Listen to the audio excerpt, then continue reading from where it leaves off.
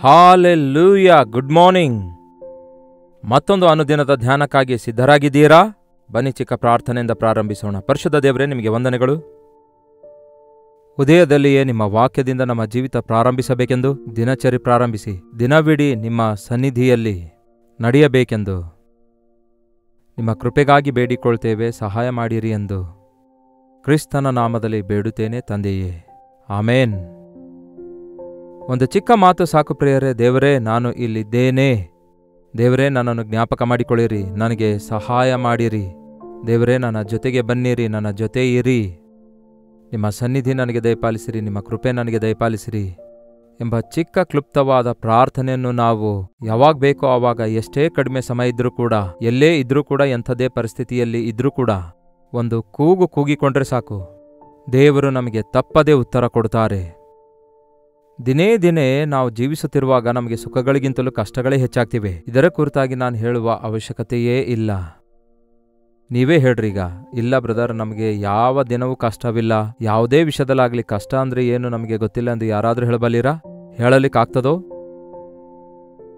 ಅಂದರೆ ಕಷ್ಟಗಳು ಅಂದಾಗ ಏನೋ ದೊಡ್ಡ ಬೆಟ್ಟ ಬಂದು ಬೀಳುವಂತಹ ಕಷ್ಟ ಬರಬೇಕಂತಿಲ್ಲ. ಅನುದಿನವೂ ನಾವು ಕಷ್ಟಪಡಬೇಕು. ನಿಜವಾಗ್ಲೂ ಹೇಳಬೇಕಾದ್ರೆ, ಒಬ್ಬ ತಾಯಿ ತನ್ನ ಮಕ್ಕಳಿಗಾಗಿ ಅಡಿಗೆ ಮನೆಯಲ್ಲಿ ಅಡಿಗೆ ಮಾಡಿ ಹಾಕುವುದಕ್ಕಾಗಿ ಎಷ್ಟೋ ಕಷ್ಟಪಡುತ್ತಾಳಲ್ಲವೇ? ಓದುವಂತಹ ಮಕ್ಕಳಿಗೆ ಕೇಳಿ ನೋಡ್ರಿ, ಪಾಪ ಅವರಿಗೆ ಎಷ್ಟು ಕಷ್ಟ ಇದೆ ಎಂದು. ಅದರಲ್ಲೂ ಆಫೀಸ್ಗೆ ಹೋಗಿ, ಉದ್ಯೋಗಕ್ಕೆ ಹೋಗಿ, ಈ ದಿನಮಾನಗಳಲ್ಲಿ ಟ್ರಾಫಿಕ್ ಇರೋದ್ರಿಂದ ಸಿಟಿ ಬಸ್ಸಲ್ಲಿ ಹೋಗಬೇಕು, ಬೈಕ್ ಮೇಲೆ ಹೋಗಬೇಕು. ಉದ್ಯೋಗಕ್ಕೆ ಹೋಗೋದು ಬರೋದು ಇವೆಲ್ಲವೂ ಕೂಡ ಆಯಾಸವು, ಪ್ರಯಾಸವು, ನರಮನುಷ್ಯನ ಜೀವಿತ ಅಷ್ಟೇ ಎಂದು ದೇವರು ಹೇಳ್ತಾರೆ. ಕೆಲವೊಂದು ಸಾರಿ ನಾವು ಅಂದುಕೊಳ್ಳಲಾರದಂತೆಯೇ ವಿಪರೀತವಾದ ಕಷ್ಟಗಳನ್ನು ನಾವು ಎದುರಿಸಬೇಕಾಗ್ತದೆ. ಎದುರು ನೋಡದಿರುವ ಕಷ್ಟಗಳು, ಶೋಧನೆಗಳ ಮೇಲೆ ಶೋಧನೆ, ಹೋರಾಟಗಳ ಮೇಲೆ ಹೋರಾಟ. ಒಂದು ಹಳೆಯ ಗಾದೆ ಇದೆ, ನರಳಾಡುವ ನರಿಯ ಮೇಲೆ ತೆಂಗಿನಕಾಯಿ ಬಿತ್ತಂತೆ. ಅಂದರೆ ಅದು ಪಾಪ ನರಳುತ್ತಾ ಬಾಧೆ ಪಡುತ್ತಾ ಒಂದು ತೆಂಗಿನ ಮರದ ಕೆಳಗೆ ಕೂತ್ಕೊಂಡ್ರೆ ತಲೆ ಮೇಲೆ ಮೇಲಿನಿಂದ ತೆಂಗಿನಕಾಯಿ ಬಂದು ಬಿದ್ದರೆ ಅದು ಎಷ್ಟು ನೋವಾಗುತ್ತೆ ಯೋಚಿಸಿ. ಈ ದಿನಗಳಲ್ಲಿ ಗಾದೆ ಯಾರು ಬಳಸ್ತಾ ಇಲ್ಲ. ಆದರೆ ಈ ಒಗಟುತನದಲ್ಲಿ ಬಹಳ ದೊಡ್ಡ ಸತ್ಯ ನಾವು ಆ ದಿನಗಳಲ್ಲಿ ಕಲಿತಿದ್ದೆವು. ಸುತ್ತುಗುರಿನ ಮೇಲೆ ಸುತ್ತಿಗೆಯಿಂದ ಹೊಡೆಯಲಾಯಿತು. ಅಂದರೆ ಉಗುರಿನ ಸುತ್ತಲೂ ಒಂದು ಹುಣ್ಣಿರುತ್ತೆ, ಅದು ಬಹಳ ನೋವಾಗುತ್ತೆ. ಅದರ ಮೇಲೆ ಏನಾದರೂ ಸುತ್ತಿಗೆ ತೆಗೆದುಕೊಂಡು ಯಾರಾದರೂ ಗುದ್ದಿದ್ರೆ, ಒಂದು ಪೆಟ್ಟು ಹಾಕಿದ್ರೆ ಎಷ್ಟು ನೋವಾಗುತ್ತೆ ಅಲ್ಲವೋ, ಆ ರೀತಿ ಒಂದೊಂದು ಸಾರಿ ತಾಳ್ಕೊಳ್ಳಲಾರದ ಕಷ್ಟಗಳು ಬರ್ತವೆ. ಕೇಳಬಾರದಂತಹ ಭಯಂಕರವಾದ ಸಮಾಚಾರಗಳು ಕೇಳಬೇಕಾಗ್ತದೆ. ನ್ಯೂಸ್ ಕೇಳ್ತಿರುವಾಗ ಏನೇನೋ ಕೇಳ್ತಾ ಇರ್ತೇವೆ. ಒಂದಲ್ಲ ಒಂದು ದಿವಸ ನಾವು ನಮ್ಮ ಮಕ್ಕಳ ಕುರಿತಾಗಿ, ನಮ್ಮ ಮನೆ ಯಜಮಾನರ ಕುರಿತು, ನಮ್ಮವರ ಕುರಿತು ಅದೇ ವಾರ್ತೆ ಕೇಳಿದ್ರೆ ಎಷ್ಟು ಭಯಂಕರವಾಗಿರುತ್ತೆ ಅಲ್ಲವೇ? ಅಂತಹ ಅನುಭವ ಕೆಲವೊಂದು ನನಗಿವೆ. ತಾಳಲಿಕ್ಕಾಗಲ್ಲ ಆ ಬಾಧೆ, ಆ ವೇದನೆ, ಆ ಶ್ರಮೆ. ಅಯ್ಯೋ, ಆ ಶೋಧನೆ ನನಗೆ ಬಂತಲ್ಲವೇ, ನನ್ನ ಮನೆಯೊಳಗೆ ಬಂತಲ್ಲವೇ, ನನ್ನ ಬದುಕಿನೊಳಗೆ ಬಂತಲ್ಲವೇ ಎಂದು ಯೋಚಿಸಿ ಅಂಥದ್ರಲ್ಲಿ ಬಹಳಷ್ಟು ಜನ ಗಾಬರಿಗೊಳ್ತಾರೆ ಹಾಗೂ ಕುಗ್ಗಿ ಹೋಗ್ತಾರೆ. ಬಹಳಷ್ಟು ಜನ ಬಹಳ ವಿಪರೀತವಾಗಿ ರಿಯಾಕ್ಟ್ ಆಗ್ತಾರೆ. ಆದರೆ ಅದರ ಬದಲಿಗೆ ನಾವೇನು ಮಾಡಿದ್ರೆ ಒಳ್ಳೆಯದಂತೀರಿ? ನಿಮಗೆ ಗೊತ್ತಲ್ಲವೋ? ದೇವರಿಗೆ ಮೊರೆ ಇಡಬೇಕು. 107ನೇ ಕೀರ್ತನೆ ಎಷ್ಟು ಸಾರಿ ಸಾಧ್ಯವಾಯಿತೋ ಅಷ್ಟು ಸಾರಿ ನೀವು ಓದಿ ನೋಡಿ. ಅದರಲ್ಲಿ ಎಷ್ಟು ದೊಡ್ಡ ಸಾರ ಇದೆ ಎಂದು, ಎಷ್ಟು ದೊಡ್ಡ ಆದರಣೆ ಉಂಟಾಗ್ತದೆಂದು ನೀವೇ ಗುರುತಿಸುವವರಾಗಿರ್ತೀರಿ. 107ನೇ ಕೀರ್ತನೆ 6ನೇ ವಚನ ಹೇಳುತ್ತೆ, ಅವರು ತಮ್ಮ ಇಕ್ಕಟ್ಟಿನಲ್ಲಿ ಯೆಹೋವನಿಗೆ ಮೊರೆಯಿಡಲು ಆತನು ಅವರನ್ನು ಆ ಕಷ್ಟದಿಂದ ಬಿಡಿಸಿದನು. ಏನಂತೆ? ಅವರು ಕಷ್ಟ ಕಾಲದಲ್ಲಿ ಯೆಹೋವನಿಗೆ ಮೊರೆಯಿಟ್ಟರು, ಆತನು ಅವರನ್ನು ಆ ಕಷ್ಟದಿಂದ ಬಿಡಿಸಿದನು. ಕಷ್ಟ ಕಾಲದಲ್ಲಿ ಯೆಹೋವನಿಗೆ ಮೊರೆಯಿಡಿರಿ, ಆತನು ನಿಮ್ಮ ಆಪತ್ತಿನಿಂದ ನಿಮ್ಮನ್ನು ಬಿಡಿಸುವನು. ಎಂಥ ದೊಡ್ಡ ದೇವರಾಗಿದ್ದಾರೆ ನೋಡಿ. ನೀವು ನನಗೆ ಮೊರೆ ಇಡಿರಿ, ನಾನು ನಿಮಗೆ ಬಿಡಿಸುತ್ತೇನೆ ಅನ್ನುತ್ತಾರೆ. ನಮ್ಮ ಕಷ್ಟ ಕಾಲದಲ್ಲಿ, ಅದು ಯಾವುದೇ ರೀತಿಯ ಕಷ್ಟ ಕಾಲವಾಗಿರಲಿ, ಮಾನಸಿಕವಾಗಿ ಬಹಳಷ್ಟು ಜನ ಕುಗ್ಗಿ ಹೋಗ್ತಾರೆ. ಆರ್ಥಿಕವಾಗಿ ಎಷ್ಟೋ ತೊಂದರೆಗಳಿಗೆ ಗುರಿಯಾಗ್ತಾರೆ. ಶರೀರ ಸಂಬಂಧವಾದ ವ್ಯಾಧಿಗಳು ಮನುಷ್ಯರನ್ನು ಹಿಡಿದು ಕಾಡಿಸುತ್ತಾ ಇರ್ತವೆ. ಅಯ್ಯೋ, ಕೆಲವೊಂದು ಸಾರಿ ಉಪವಾಸ ಪ್ರಾರ್ಥನೆಯಲ್ಲಿ ನಮಗೆ ಬಂದಿರುವಂತಹ ಪ್ರಾರ್ಥನಾ ಮನವಿಗಳ ಕುರಿತಾಗಿ ಸಭೆಯ ಸಭೀಕರೆಲ್ಲರೂ ಸೇರಿ ಪ್ರೇಯರ್ ಮಾಡುವಾಗ, ಆನಂತರ ಅವರು ಪ್ರೇಯರ್ ಮಾಡಿದ ಮೇಲೆ ಅದರಲ್ಲಿರುವ ಮುಖ್ಯವಾದ ಮನವಿಗಳನ್ನು ಓದಿರಿ, ಎಲ್ಲರೂ ಸೇರಿ ಪ್ರಾರ್ಥಿಸೋಣ ಅಂದಾಗ ಕೆಲವೊಂದು ವಿಷಯಗಳು ಆ ರೋಗಗಳ ವಿಷಯದಲ್ಲಿ ಮುಖ್ಯವಾಗಿ ಗಮನಿಸುವುದಾದರೆ ಭಯಂಕರವಾಗಿರುತ್ತೆ. ಸ್ಟ್ರೋಕ್ ಬಂದಿದೆ ಅನ್ನುತ್ತಾರೆ, ಕ್ಯಾನ್ಸರ್ ಬಂದಿದೆ ಅನ್ನುತ್ತಾರೆ, ಕಿಡ್ನೀಸ್ ಫೇಲ್ ಆಗಿವೆ ಅನ್ನುತ್ತಾರೆ, ಬ್ಲಡ್ ಕ್ಯಾನ್ಸರ್ ಆಗಿದೆ ಅನ್ನುತ್ತಾರೆ. ಅವರು ಇದ್ದಕ್ಕಿದ್ದಂತೆ ಒಂಥರ ಭಯಂಕರವಾಗಿರುವಂತಹ ವ್ಯಾಧಿಗೆ ಗುರಿಯಾದಾಗ ತಾಳಿಕೊಳ್ಳಲಾರದಂತಹ ಬಾಧೆ ಇರುತ್ತೆ, ಶಾರೀರಿಕವಾಗಿಯೂ ಮಾನಸಿಕವಾಗಿಯೂ. ಮನೆಯಲ್ಲಿರುವವರೆಲ್ಲರಿಗೂ ಈ ದಿನ ರೋಗ ಬಂದರೆ ದುಡ್ಡು ಬೇಕಲ್ಲವೇ? ಹಾಸ್ಪಿಟಲ್ಗೆ ಹೋಗಿ ತೋರಿಸಿಕೊಳ್ಬೇಕಾದ್ರೆ ಲಕ್ಷಗಟ್ಟಲೆ ಖರ್ಚಾಗುತ್ತೆ. ಇಷ್ಟೊಂದು ಕಷ್ಟಗಳಲ್ಲಿ ಒಬ್ಬ ವ್ಯಕ್ತಿ ಏನ್ ಮಾಡಬೇಕೆಂದು ಅರ್ಥವಾಗದೆ ಅವರ ಕಾಲು ಇವರ ಕಾಲು ಹಿಡ್ಕೊಳ್ಳುವುದಕ್ಕೆ ಪ್ರಯತ್ನಿಸ್ತಿದ್ದೇವೆ ಹೊರತು ಕರ್ತನ ಪಾದಗಳ ಬಳಿಗೆ ಹೋಗಿ ಸೇರುವುದಾದರೆ, ಕರ್ತನಿಗೆ ನಾವು ಮೊರೆ ಇಡುವುದಾದರೆ ಆತನೇ ನಮಗೆ ಸಹಾಯ ಮಾಡುತ್ತಾನೆ. ಒಂದು ಸಾರಿ 19ನೇ ವಚನ ಕೂಡ ಓದುತ್ತೇನೆ ಕೇಳ್ರಿ. ಅವರು ತಮ್ಮ ಇಕ್ಕಟ್ಟಿನಲ್ಲಿ ಯೆಹೋವನಿಗೆ ಮೊರೆಯಿಡಲು ಆತನು ಅವರನ್ನು ಕಷ್ಟದಿಂದ ಬಿಡಿಸಿದನು. ಆತನು ದೂತನನ್ನೋ ಎಂಬಂತೆ ತನ್ನ ವಾಕ್ಯವನ್ನು ಕಳಿಸಿ ಅವರನ್ನು ಗುಣಪಡಿಸಿದನು. ಆತನು ದುಡ್ಡನ್ನು ಕಳಿಸಿ ಅಲ್ಲ, ಡಾಕ್ಟರನ್ನು ಕಳುಹಿಸಿ ಅಲ್ಲ, ಆತನು ಅವರಿಗೆ ತನ್ನ ವಾಕ್ಯವನ್ನು ಕಳುಹಿಸಿ ಅವರನ್ನು ಗುಣಪಡಿಸಿದನು. ದೇವರ ವಾಕ್ಯವು ಒಂದು ತೈಲದಂತಿದೆ ಪ್ರಿಯರೇ. ದೇವರ ವಾಕ್ಯ ನಮ್ಮನ್ನು ಆಧರಿಸುತ್ತದೆ. ಆತನ ರಕ್ತದಲ್ಲಿ ನಾವು ನಂಬಿಕೆ ಇಡುವುದಾದರೆ ನಮಗೆ ಸ್ವಸ್ಥತೆ ಉಂಟಾಗ್ತದೆ. ಯೇಸು ಕ್ರಿಸ್ತನ ನಾಮದಲ್ಲಿ ಸ್ವಸ್ಥತೆ ಇದೆ, ಬಿಡುಗಡೆ ಇದೆ, ಆರೋಗ್ಯ ಇದೆ. ನಾನು ನಿಮಗೆ ಆರೋಗ್ಯವನ್ನುಂಟು ಮಾಡುವೆನು ಎಂದು ದೇವರು ಮಾಡಿರುವ ವಾಗ್ದಾನ ಹಿಡಿದುಕೊಂಡು ದೇವರ ಸನ್ನಿಧಿಯಲ್ಲಿ ಪ್ರಾರ್ಥಿಸಿ ನೋಡಿರಿ. ನಾನು ನನ್ನ ವಾಕ್ಯವನ್ನು ಕಳಿಸಿ ಅವರನ್ನು ಗುಣಪಡಿಸಿದೆನು.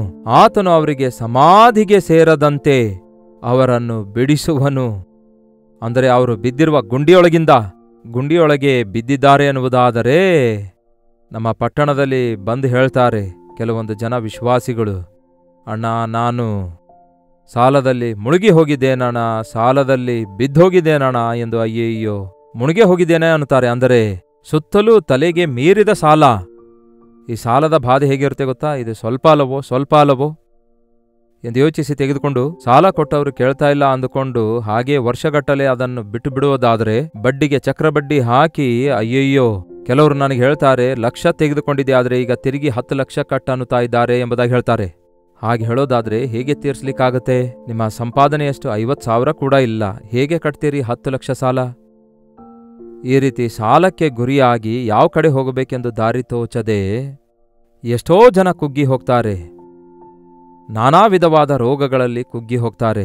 ಕುಟುಂಬ ಸಮಸ್ಯೆಗಳು, ಗಂಡ ಹೆಂಡತಿಯರ ಮಧ್ಯದಲ್ಲಿ ಚಿಕ್ಕ ಚಿಕ್ಕ ಸಣ್ಣ ಜಗಳಗಳಿಗೆ ಗುರಿಯಾಗಿ ಪೊಲೀಸ್ ಸ್ಟೇಷನ್, ಕೋರ್ಟ್ಗೆ ಸೇರಿ ವರ್ಷಗಳಿಂದ ಸಂಸಾರ ಮಾಡಿದ ನಂತರ ಈಗ ಐಕ್ಯತೆ ಇಲ್ಲದಕ್ಕಾಗಿ ಯಾಕೆ ಇಂಥವರಿಗೆ ಮದುವೆ ಆದೆ ಎಂಬುದಾಗಿ ಹೇಳುವವರೇ ಈ ದಿನ ತಯಾರಾಗ್ತಿದ್ದಾರೆ. ಇಷ್ಟಪಟ್ಟು ಪ್ರೀತಿ ಮಾಡಿ ಮದುವೆಯಾಗಿದ್ದೇವೆಂದು ತಾವೇ ಹೇಳ್ತಾರೆ, ಹಿರಿಯರೇ ಒಪ್ಪಿಕೊಂಡಿದ್ದಾರೆಂದು ಹೇಳ್ತಾರೆ, ಎಲ್ಲರೂ ನೋಡಿಯೇ ಮದುವೆ ಮಾಡಿದಾರ ಅನ್ನುತ್ತಾರೆ. ತೀರಾ ನೋಡೋದಾದರೆ ಕೆಲವು ದಿನಗಳಾದ ಮೇಲೆ, ಕೆಲವು ತಿಂಗಳುಗಳಾದ ಮೇಲೆ, ಕೆಲವು ವರ್ಷಗಳಾದ ಮೇಲೆ ನಮಗೆ ಒನ್ನೆಸ್ ಇಲ್ಲ ಎಂದು ಹೇಳ್ತಿದ್ದಾರೆ. ಇದೊಂದು ಗುಂಡಿಯಾಗಿದೆ. ಈ ಸಂಸಾರ ಒಂದು ಸಾಗರ ಆಗಿದೆ ಪ್ರಿಯರೇ. ಸಂಸಾರ ಅಂದ್ರೆ ಈಜಾಡುತ್ತಾ ಹೋಗ್ಬೇಕು ಪ್ರಿಯರೇ. ಸಮುದ್ರದಲ್ಲಿದ್ದವನು ಬದುಕಬೇಕಾದ್ರೆ ಈಜಾಡಬೇಕು. ಸಮುದ್ರದಲ್ಲಿದ್ದವನು ಸುಮ್ಮನೆ ಇದ್ರೆ ಅವನು ಮುಳುಗಿ ಹೋಗ್ತಾನೆ. ಸಂಸಾರ ಅಂದ್ರೆ ಈಜಾಡಬೇಕು, ಅಂದ್ರೆ ಜ್ಞಾನದ ಮೇರೆಗೆ ಸಂಸಾರ ಮಾಡಬೇಕು. ಹೆಂಡತಿ ಬಲಹೀನಳಾಗಿದ್ದಳೆಂದು ತಿಳಿದು ಜ್ಞಾನವುಳ್ಳವರಾಗಿ ಪುರುಷರೇ ನಿಮ್ಮ ಹೆಂಡತಿಯೊಂದಿಗೆ ಸಂಸಾರ ಮಾಡಿರೆಂದು ಬೈಬಲ್ ಹೇಳ್ತದೆ. ನಿಮ್ಮ ಹೆಂಡತಿಗೆ ನಿಷ್ಠೂರಳನಾಗಿ ಮಾಡಬೇಡಿ ಎಂದು ಬೈಬಲ್ ಹೇಳ್ತದೆ. ಜ್ಞಾನವಂತೆಯಾದ ಸ್ತ್ರೀ ತನ್ನ ಮನೆಯನ್ನು ಕಟ್ಟಿಕೊಳ್ಳುವಳು, ಮೂಢಳು ಅದನ್ನು ಕೈಯಾರೆ ಕೆಡವಿಕೊಳ್ಳುವಳು ಎಂಬುದಾಗಿ ವಾಕ್ಯ ಹೇಳ್ತದೆ. ದೇವರ ವಾಕ್ಯದಿಂದಲೇ ನಮಗೆ ಜ್ಞಾನೋದಯ ಉಂಟಾಗ್ತದೆ. ನೋಡಿರಿ, ದೇವರ ವಾಕ್ಯಕ್ಕೆ ನಾವು ಪ್ರಾಧಾನ್ಯತೆ ಕೊಡೋದಾದ್ರೆ ಅದು ನಮಗೆ ಜ್ಞಾನವನ್ನುಂಟು ಮಾಡ್ತದೆ. ನಿಮ್ಮ ಕಷ್ಟ ಕಾಲದಲ್ಲಿ ದೇವರು ತನ್ನ ವಾಕ್ಯವನ್ನು ಕಳುಹಿಸಿ ನಿಮಗೆ ಸ್ವಸ್ಥಪಡಿಸುತ್ತಾರೆ, ನಿಮಗೆ ಜ್ಞಾನ ಕೊಡ್ತಾರೆ, ನಿಮ್ಮ ಸಂಕಟಗಳನ್ನೆಲ್ಲ ತೊಲಗಿಸುತ್ತಾರೆ.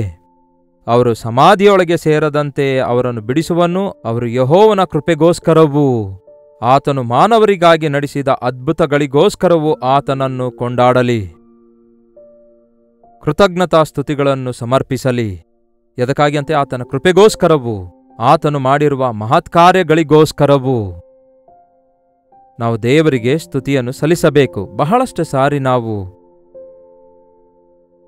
ದೇವರು ನಮ್ಮನ್ನು ಬಿಡುಗಡೆ ಮಾಡಿದ ನಂತರ, ನೀವು ನನಗೆ ಮೊರೆಯಿಡಿರಿ, ನಾನು ನಿಮಗೆ ಉತ್ತರಿಸುತ್ತೇನೆ, ಆಪತ್ಕಾಲದಲ್ಲಿ ಮೊರೆಯಿಡಿರಿ, ನಾನು ನಿಮಗೆ ಉತ್ತರಿಸುತ್ತೇನೆ, ಆಗ ನೀವು ನನ್ನನ್ನು ಮಹಿಮೆಪಡಿಸುವಿರಿ. ಎಂದು ವಾಕ್ಯ ಹೇಳಿದಾಗ ಬಹಳಷ್ಟು ಸಾರಿ ಕಷ್ಟ ಕಾಲದಲ್ಲಿ ನಾವು ದೇವರಿಗೆ ಮೊರೆ ಇಡ್ತಿದ್ದೇವೆ, ಬಿಡುಗಡೆ ಹೊಂದುತ್ತಾ ಇದ್ದೇವೆ. ಹೌದೋ ಇಲ್ಲವೋ ನಿಜ ಹೇಳ್ರಿ. ನಿಮ್ಮ ಜೀವಿತದಲ್ಲಿ ಎಷ್ಟೋ ಜನ ಹೇಳ್ತೀರಿ, ನಮ್ಮ ಪ್ರಾರ್ಥನೆಗೆ ದೇವರು ಉತ್ತರ ಕೊಟ್ಟಿದ್ದಾರೆ, ನಮ್ಮ ಸಮಸ್ಯೆಯೊಳಗಿಂದ ನಾವು ಹೊರಗೆ ಬಂದಿದ್ದೇವೆ, ನಾವು ಆಶೀರ್ವದಿಸಲ್ಪಟ್ಟಿದ್ದೇವೆ, ಕ್ಷಮಿಸಲ್ಪಟ್ಟಿದ್ದೇವೆ, ಗರ್ಭಫಲ ದೊರಕಿದೆ, ಉದ್ಯೋಗ ದೊರಕಿದೆ, ಇಲ್ಲವೇ ಸ್ವಸ್ಥತೆ ದೊರಕಿದೆ ಎಂಬ ಪ್ರೈಸ್ ರಿಪೋರ್ಟ್ಸ್ ನಮಗೆ ಬರ್ತಾ ಇರ್ತವೆ ಪ್ರಿಯರೇ. ಆದರೆ ನಮ್ಮಲ್ಲಿ ಎಷ್ಟು ಜನ ನಿಜವಾಗ್ಲೂ ದೇವರಿಗೆ ಸ್ತುತಿ ಸಲ್ಲಿಸುತ್ತಿದ್ದೇವೆ? ದೇವರು ಮಾಡಿರುವ ಉಪಕಾರಗಳಿಗಾಗಿ ಎಷ್ಟು ಜನ ದೇವರಿಗೆ ಕೃತಜ್ಞತೆ ಸಲ್ಲಿಸುತ್ತಾ ಇದ್ದೀರಿ? ಎಷ್ಟು ಜನ ಆ ವಿಷಯವನ್ನು ಜ್ಞಾಪಕದಲ್ಲಿಟ್ಕೊಳ್ತಾ ಇದ್ದೀರಿ? ಎಷ್ಟು ಜನ ಆ ವಿಷಯವನ್ನು ಇತರರಿಗೆ ಅವರ ನಂಬಿಕೆ ಅಭಿವೃದ್ಧಿಯಾಗುವ ಹಾಗೆ ಹಂಚಿಕೊಳ್ತಾ ಇದ್ದೀರಿ? ದೇವರಿಗೆ ಕೃತಜ್ಞತೆ ಸಲ್ಲಿಸುವುದಂದ್ರೆ ಏನೋ ಒಂದು ಕಾಣಿಕೆ ಕೊಟ್ಟು ಹೋಗುವುದಲ್ಲ ಪ್ರಿಯರೇ. ನಿಮ್ಮನ್ನು ದೇವರು ಮರಣದ ಹಾಸಿಗೆಯಿಂದ ಕಾಪಾಡಿರುವಾಗ, ತಪ್ಪಿಸಿರುವಾಗ, ನಿಮ್ಮನ್ನು ರಕ್ಷಿಸಿರುವಾಗ, ಸ್ವಸ್ಥಪಡಿಸಿರುವಾಗ ನೀವು ದೇವರಿಗೆ ಕೊಡುವ ಕಾಣಿಕೆ ಎಷ್ಟರದು ಗೊತ್ತಾ? ನಿಮ್ಮ ಜೀವಿತವನ್ನು ನೀವು ದೇವರಿಗೆ ಕೊಡಬೇಕು. ನೀವು ದೇವರ ಸ್ವತ್ತಾಗಿ ಬದುಕಬೇಕು. ನಾನು ಯಾವತ್ತೋ ಸಾಯಬೇಕಿತ್ತು, ಬದುಕಿರೋದಾದ್ರೆ ಅದು ದೇವರ ಕೃಪೆಯಾಗಿದೆ. ಆತನಿಗಾಗಿ ಬದುಕಬೇಕೆಂಬ ಆಸೆ ನಮ್ಮೊಳಗೆ ಬರಬೇಕು. ಈ ದಿನ ನಮಗೆ ಕಷ್ಟ ಬಂದಾಗೆಲ್ಲ ನಾವು ದೇವರಿಗೆ ಮೊರೆ ಇಡ್ತೇವೆ. ಕಷ್ಟಗಳು ತೀರಿದ ನಂತರ ಆ ದೇವರನ್ನು ಮರೆತು ಹೋಗ್ತಿದ್ದೇವೆ. ಬೇಕಾದ್ರೆ ನೋಡಿ, ಇದೇ ಅಧ್ಯಾಯ 6ನೇ ವಚನದಲ್ಲಿ, 13ನೇ ವಚನದಲ್ಲಿ, 19ನೇ ವಚನದಲ್ಲಿ ಮೇಲಿಂದ ಮೇಲೆ ಹೇಳುತ್ತೆ, ಕಷ್ಟಕಾಲದಲ್ಲಿ ಆ ದೇವರಿಗೆ ಅವರು ಮೊರೆ ಇಟ್ಟಾಗ ದೇವರು ಅವರ ಮೊರೆಯನ್ನು ಕೇಳಿ ಅವರನ್ನು ಕಾಪಾಡಿದರು. ಏನಂತೆ? ಆತನು ಅವರನ್ನು ಗುಣಪಡಿಸಿದನು, ಆತನು ಅವರನ್ನು ಬಿಡಿಸಿದನು, ಆತನು ಅವರನ್ನು ಅವರ ಆಪತ್ತಿನಿಂದ ಅವರನ್ನು ತಪ್ಪಿಸಿದನು, ತನ್ನ ವಾಕ್ಯವನ್ನು ಕಳುಹಿಸಿ ಗುಣಪಡಿಸಿದನು. ಆ ದೇವರಿಗೆ ಕ್ಷಮಿಸುವುದನ್ನು ಬಿಟ್ರೆ, ಪ್ರೀತಿಸುವುದನ್ನು ಬಿಟ್ರೆ ಬೇರೆ ಏನೂ ಗೊತ್ತಿಲ್ಲ ಪ್ರಿಯರೇ. ಅದಕ್ಕೆ ನಾವು ದೇವರ ಪ್ರೀತಿಯನ್ನು ಹಗುರವಾಗಿ ತೆಗೆದುಕೊಳ್ತಿದ್ದೇವೆ. ಅನುದಿನವೂ ನಿಮ್ಮ ಕಷ್ಟ ಕಾಲದಲ್ಲಿ ನಿಮ್ಮ ದೇವರು ನಿಮಗೆ ಸಹಾಯ ಮಾಡ್ತಿದ್ದಾರೆ ಎಂಬುದನ್ನು ಗುರುತಿಸಿದಾಗ ಅನುದಿನವೂ ನೀವು ದೇವರನ್ನು ಸ್ತುತಿಸುವಂಥವರಾಗಿರಬೇಕು. ಅವರು ಕೃತಜ್ಞತೆಗಳನ್ನು ಸಮರ್ಪಿಸಲಿ. ಉತ್ಸಾಹ ಧ್ವನಿ ಮಾಡುತ್ತಾ ಆತನ ಕಾರ್ಯಗಳನ್ನು ಪ್ರಕಟಿಸುವಂಥವರಾಗಿರಲಿ.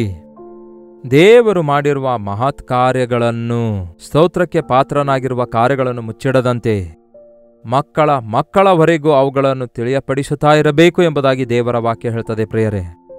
ನೋಡಿ, ನಮ್ಮ ಮನೆಯಲ್ಲಿರುವ ಒಂದು ಕತ್ತಿ ಬಳಸುತ್ತಾ ಇರುವಾಗ ಅದು ಚೂಪಾಗಿರುತ್ತೆ, ಬಳಸದೇ ಇರುವಾಗ ಅದು ಮೊಂಡಾಗಿ ಬಿದ್ದಿರುತ್ತೆ.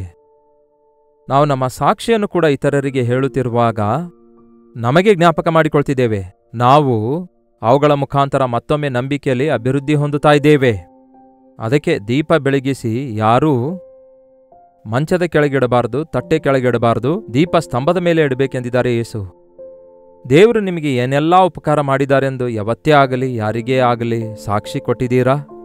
ಸಾಕ್ಷಿ ಕೊಡೋದಂದ್ರೆ ಚರ್ಚಲ್ಲಿ ಪಾಸ್ಟರ್ ಅವರು ಮೈ ಕೊಟ್ರೆ ಹೇಳ್ತೇವೆ ಎಂದು ಹೇಳ್ತಿರ್ತಾರೆ ಕೆಲವರು. ಅದು ಹಾಗಲ್ಲ.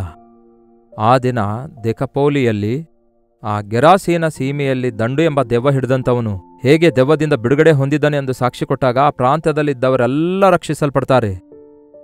ಗೆರಾಸೀನ ಸೀಮೆಯಲ್ಲಿ ದಂಡು ಎಂಬ ದೆವ್ವ ಹಿಡಿದವನನ್ನು ಬಿಡಿಸುವುದಕ್ಕಾಗಿ, ರಕ್ಷಿಸುವುದಕ್ಕಾಗಿ, ಆ ದೆವ್ವದಿಂದ ಅವನನ್ನು ತಪ್ಪಿಸುವುದಕ್ಕಾಗಿ ನದಿ ಆಚೆ ದಡದಿಂದ ಗಲಿಲಾಯ ಸಮುದ್ರವನ್ನು ಯೇಸುಕ್ರಿಸ್ತನು ದಾಟಿ ಬಂದು ಅವನನ್ನು ಬಿಡಿಸುತ್ತಾರೆ. ಅನೇಕ ದೆವ್ವ ಅಂದರೆ ದಂಡು ಎಂಬ ದೆವ್ವ ಉಳ್ಳಂತಹ ಆ ದೆವ್ವಗಳನ್ನು ಅವನೊಳಗಿಂದ ಸಾವಿರಾರು ದೆವ್ವಗಳನ್ನು ಬಿಡಿಸುತ್ತಾರೆ. ಆನಂತರ ಅವನು ಸ್ವಸ್ಥಚಿತ್ತನಾಗುತ್ತಾನೆ. ಯೇಸು ನಂತರ ದೋಣಿ ಹತ್ತಿ ಹೋಗುವಾಗ ನಾನು ನಿನ್ನ ಹಿಂದೆ ಬರ್ತೇನೆ ಅಂದಾಗ ಯೇಸು ಏನು ಹೇಳ್ತಾರೆ ಗೊತ್ತಾ? ನೀನು ಹೋಗಿ ದೇವರು ನಿನಗೆ ಮಾಡಿರುವ ಕಾರ್ಯಗಳ ಕುರಿತಾಗಿ ನಿನ್ನ ಮನೆಯವರಿಗೆ ಸಾಕ್ಷಿ ಕೊಡು, ನಿನ್ನ ಸ್ವಂತ ಜನರಿಗೆ ಸಾಕ್ಷಿ ಕೊಡು. ಎಲ್ಲೆಲ್ಲಿ ನೀನು ದೆವ್ವ ಹಿಡಿದವನಾಗಿ ತಿರುಗಾಡಿದೀಯೋ, ಯಾರು ಹತೋಟಿಗೆ ತರದ ರೀತಿಯಲ್ಲಿ ಬಿದ್ದಿದೀಯೋ, ಅಸಭ್ಯವಾಗಿ ಪ್ರವರ್ತಿಸಿ ನಿನ್ನನ್ನು ನೀನು ಗಾಯಪಡಿಸಿಕೊಂಡು ಎಷ್ಟು ಜನರಿಗೆ ಬಾಧೆಪಡಿಸಿದೆಯೋ ಅವರ ಬಳಿಗೆ ಹೋಗಿ ಇಂತಹ ನನ್ನನ್ನು ಯೇಸು ಮಾರ್ಪಡಿಸಿದ್ದಾರೆ ಎಂಬುದಾಗಿ ಸಾಕ್ಷಿ ಕೊಡು. ಕಷ್ಟಕಾಲದಲ್ಲಿ ನಿನ್ನನ್ನು ಬಿಡಿಸಿದಾಗ ನೀನು ಅದೇ ರೀತಿಯ ಕಷ್ಟದಲ್ಲಿದ್ದಂಥವರಿಗೆ ಸಾಕ್ಷಿ ಕೊಡುವುದನ್ನು ಕಲಿಯಬೇಕು. ದೇವರು ಮಾಡಿರುವ ಸಹಾಯವನ್ನು ನಾವು ಮರೆಯಲಾರದೆ ಆತನಿಗೆ ನಾವು ಸ್ತುತಿ ಸಲ್ಲಿಸುತ್ತಿರುವಾಗ, ನಿಜವಾಗ್ಲೂ ಹೇಳಬೇಕಾದ್ರೆ ದೇವರಿಗೆ ಸ್ತುತಿಯನ್ನು ಸಲ್ಲಿಸುತ್ತಿರುವವನು ಗುಂಡಿಯೊಳಗೆ ಎಂದಿಗೂ ಬೀಳಲ್ಲ, ಬೆಟ್ಟದ ಮೇಲೆ ಹತ್ತುತ್ತಾನೆ. ಸ್ತುತಿ ಸಲ್ಲಿಸುವವನು ದಿನೇ ದಿನೇ ಅಭಿವೃದ್ಧಿ ಹೊಂದುತ್ತಾನೆ. ಗುಣಗುತ್ತಾ ಬೇಸರಗೊಳ್ಳುವವನು ದಿನೇ ದಿನೇ ಕುಗ್ಗಿ ಹೋಗುತ್ತಾನೆ. ಮಾತ್ರವಲ್ಲ, ಆ ಸೈತಾನನ ಕೈಯಲ್ಲಿ ಸಿಕ್ಕಾಕೊಳ್ತಾನೆ. ಯಾವುದೇ ಕಷ್ಟ ಇದ್ರೂ ಕೂಡ ಯೇಸುವಿಗೆ ಹೇಳ್ರಿ, ಆತನು ಬಿಡಿಸುತ್ತಾನೆ, ಗುಣಪಡಿಸುತ್ತಾನೆ, ಸ್ವಸ್ಥಪಡಿಸುತ್ತಾನೆ, ಅದ್ಭುತ ಮಾಡುತ್ತಾನೆ ಎಂದು ನಂಬಿರಿ. ಇಂದಿನಿಂದ ಅನುದಿನವೂ ಪ್ರಾರ್ಥನೆ ಮಾಡುವುದನ್ನು ಬಿಡಬೇಡಿರಿ.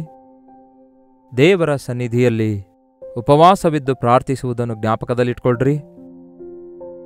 ಯಾವತ್ತೋ ಒಂದು ಸಾರಿ ಮಾಡುವ ಪ್ರಾರ್ಥನೆಯಲ್ಲ, ಯಾವಾಗ ಬೇಕಾಗಿದೆಯೋ ಆವಾಗ, ಎಲ್ಲಿ ಬೇಕೋ ಅಲ್ಲಿ, ಅಂದರೆ ಕಷ್ಟ ಬರುವಾಗೆಲ್ಲ ಕರ್ತನೇ ನನ್ನನ್ನು ಜ್ಞಾಪಕ ಮಾಡಿಕೊಳ್ಳಿರಿ, ನನಗೆ ಸಹಾಯ ಮಾಡಿರಿ, ನನ್ನ ಜೊತೆ ಇರ್ರಿ, ನಿಮ್ಮ ಕೃಪೆ ದಯಪಾಲಿಸಿರಿ, ನಿಮ್ಮ ಸನ್ನಿಧಿ ದಯಪಾಲಿಸಿರಿ ಎಂದು ಕ್ಲುಪ್ತವಾದ ಪದಗಳೊಂದಿಗೆ ಮನಪೂರ್ವಕವಾಗಿ ದೇವರಿಗೆ ಮೊರೆ ಇಡುವುದಾದರೆ ತಕ್ಷಣವೇ ಅಂತಹ ಪ್ರಾರ್ಥನೆಗಳಿಗೂ ಕೂಡ ಉತ್ತರ ಬರ್ತವೆ.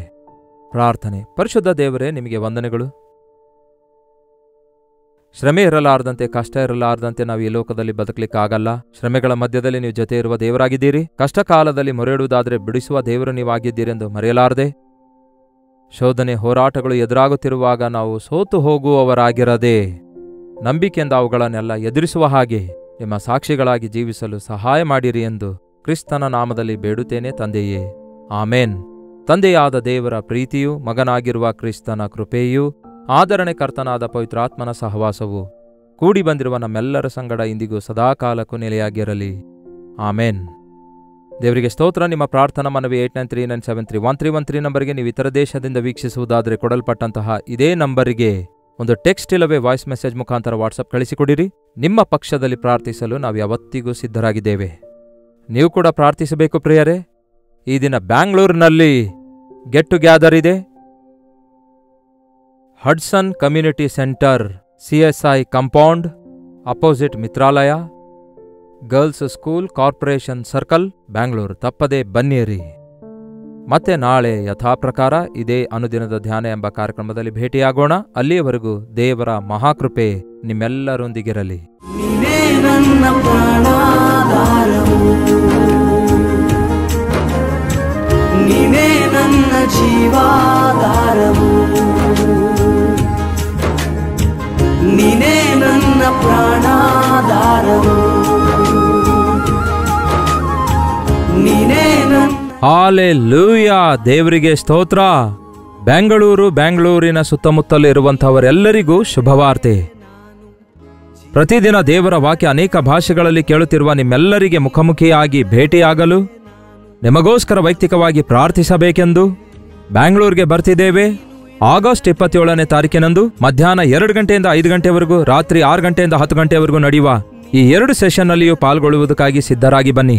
ನಿಮ್ಮನ್ನು ಮುಖಾಮುಖಿಯಾಗಿ ನೋಡಿ ವೈಯಕ್ತಿಕವಾಗಿ ನಿಮಗೋಸ್ಕರ ಪ್ರಾರ್ಥಿಸಬೇಕೆಂದು ದೇವರ ವಾಕ್ಯವನ್ನು ನಾವೆಲ್ಲರೂ ಧ್ಯಾನಿಸಿ ದೇವರ ಸನ್ನಿಧಿಯಲ್ಲಿ ಆನಂದಿಸಬೇಕೆಂದು ಈ 1 ಡೇ ಗೆಟ್ ಟುಗ್ಯಾದರ್ ಅನ್ನು ಏರ್ಪಡಿಸಿದ್ದೇವೆ.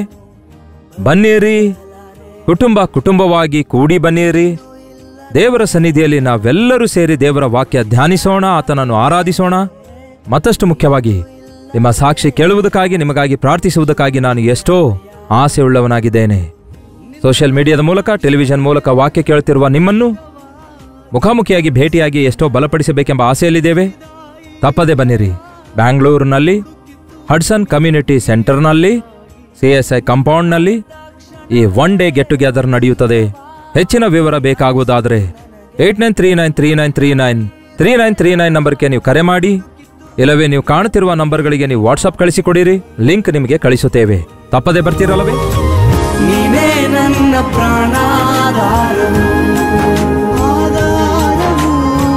ನೀನೇ ನನ್ನ ಜೀವಾಧಾರ.